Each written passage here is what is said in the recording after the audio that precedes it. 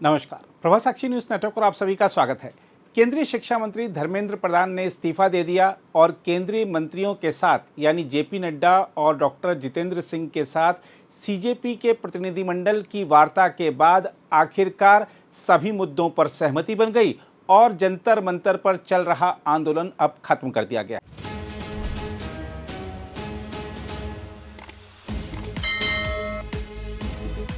देखा जाए तो केंद्रीय शिक्षा मंत्री धर्मेंद्र प्रधान का इस्तीफा उस राजनीतिक दबाव का प्रतीक बन गया है जिसने केंद्र की मोदी सरकार को पिछले 12 वर्षों में तीसरी बार जन आंदोलन के सामने पीछे हटने पर मजबूर किया।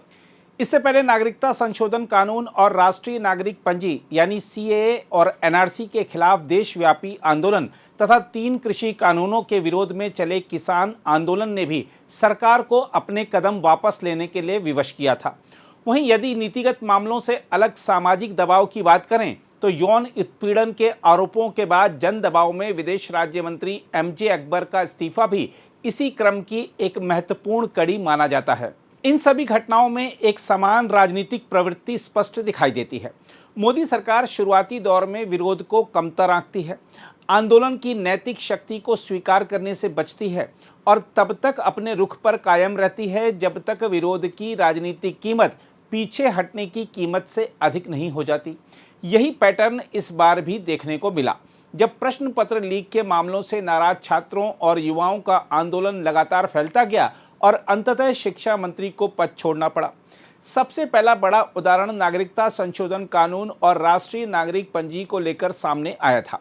उस समय केंद्रीय गृह मंत्री लगातार देशव्यापी नागरिक पंजी लागू करने की बात कर रहे थे और इसकी पूरी प्रक्रिया का सार्वजनिक उल्लेख भी कर चुके थे।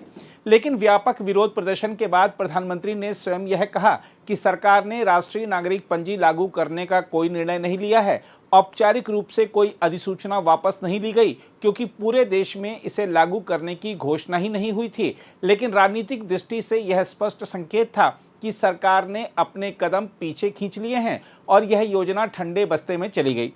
दूसरी बार सरकार को किसानों के ऐतिहासिक आंदोलन के सामने झुकना पड़ा था। लगभग 1 वर्ष तक चले आंदोलन के दौरान सरकार ने शुरुआत में यह मानकर रणनीति बनाई कि आंदोलन सीमित क्षेत्र तक सिमट जाएगा और समय के साथ समाप्त हो जाएगा। आंदोलन को राजनीतिक रंग देने और उसकी विश्वसनीयता पर सवाल उठाने की भी कोशिश हुई, लेकिन किसानों ने अपना संघर्ष जारी रखा। अंततः प्रधानमंत्री ने स्वयं तीनों कृषि कानून वापस लेने की घोषणा की और किसानों से क्षमा भी मांगी। यह मोदी सरकार की ऐसी दुर्लभ स्वीकारोक्ति थी जिसमें स्पष्ट दिखा कि लगातार बने जन दबाव के सामने उसे पीछे हटना पड़ा। अब शिक्षा मंत्रालय और प्रश्न पत्र लीक के मुद्दे पर हुआ आंदोलन इस क्रम की तीसरी बड़ी घटना बनकर उभरा है। इस आंदोलन की सबसे बड़ी विशेषता इसका स्वरूप रहा। यह किसी एक संगठन, राजनीतिक दल या स्थापित नेतृत्व के नियंत्रण में नहीं था। यह स्वतः स्फूर्त, विकेंद्रित और युवाओं द्वारा संचालित आंदोलन था जिसमें भीड़ ही नेतृत्व भी थी और आवाज भी। यही कारण रहा कि सरकार पारंपरिक राजनीतिक वार्ता की रणनीति नहीं अपना सकी क्योंकि बातचीत के लिए कोई ऐसा चेहरा मौजूद नहीं था जिससे समझौता कर आंदोलन समाप्त कराया जा सके। युवाओं ने सोशल मीडिया के जरिए आंदोलन को नई ऊर्जा दी। व्यंग्य, हास्य और रचनात्मक संदेशों से भरे छोटे वीडियो और चित्रों ने आंदोलन को व्यापक सांस्कृतिक पहचान भी दी। यह प्रचार सरकारी संदेशों की तुलना में कहीं अधिक प्रभावी साबित हुआ। आंदोलन शांतिपूर्ण रहा लेकिन उसका समन्वय मजबूत था और उसका विस्तार इतना तेज था कि सरकार की प्रतिक्रिया उसके मुकाबले धीमी पड़ गई।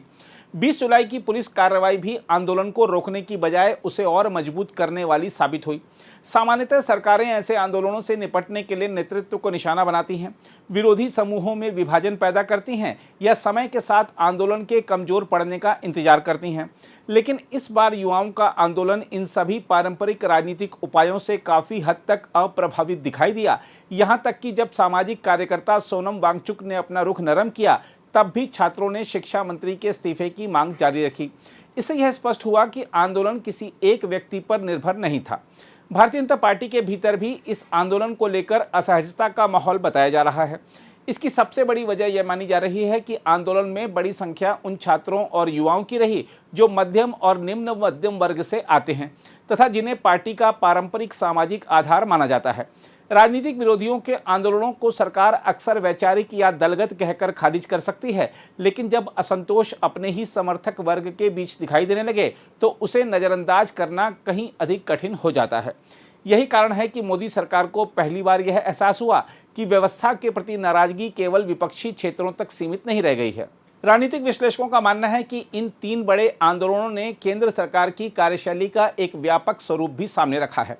सरकार एजेंडा तय करने, राजनीतिक पहल अपने हाथ में रखने और शक्ति प्रदर्शन की राजनीति करने में दक्ष दिखाई देती है, लेकिन लंबे समय तक चलने वाले लोकतांत्रिक असहमति के साथ लगातार संवाद बनाए रखने में अक्सर कठिनाई महसूस करती है।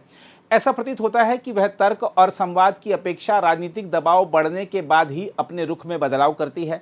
दूसरे शब्दों में कहें तो सरकार खतरे की तीव्रता पर अधिक प्रतिक्रिया देती है, जबकि शुरुआती असहमति को गंभीरता से लेने में संकोच करती है। हालांकि सरकार से जुड़े सूत्रों का कहना है कि धर्मेंद्र प्रधान का इस्तीफा व्यापक राजनीतिक रणनीति का हिस्सा है। उनका दावा है कि सरकार युवाओं में व्याप्त नाराजगी को कम करना चाहती है, जबकि केवल इस्तीफे को समस्या का स्थायी समाधान नहीं मानती। सरकार का कहना है कि छात्रों से जुड़े सभी मुद्दों के समाधान के लिए वह प्रतिबद्ध है और आवश्यक कदम उठाए जाएंगे। बहरहाल फिलहाल इतना स्पष्ट है कि नागरिकता संशोधन कानून, कृषि कानून और प्रश्न पत्र लीक जैसे 3 बड़े आंदोलनों ने यह साबित किया है कि व्यापक, लगातार और संगठित जनदबाव आज भी लोकतांत्रिक राजनीति की दिशा बदलने की क्षमता रखता है। धर्मेंद्र प्रधान का इस्तीफा इसी बदलते राजनीतिक समीकरण का ताजा और महत्वपूर्ण उदाहरण बनकर सामने आया है। अगर आप भी लेना चाहते हैं देश दुनिया की तमाम जानकारी तो आज ही सब्सक्राइब करें हमारे चैनल को। साथ ही नीचे दिए बेल आइकन को जरूर दबाएं ताकि हर अपडेट आप तक पहुंच सके।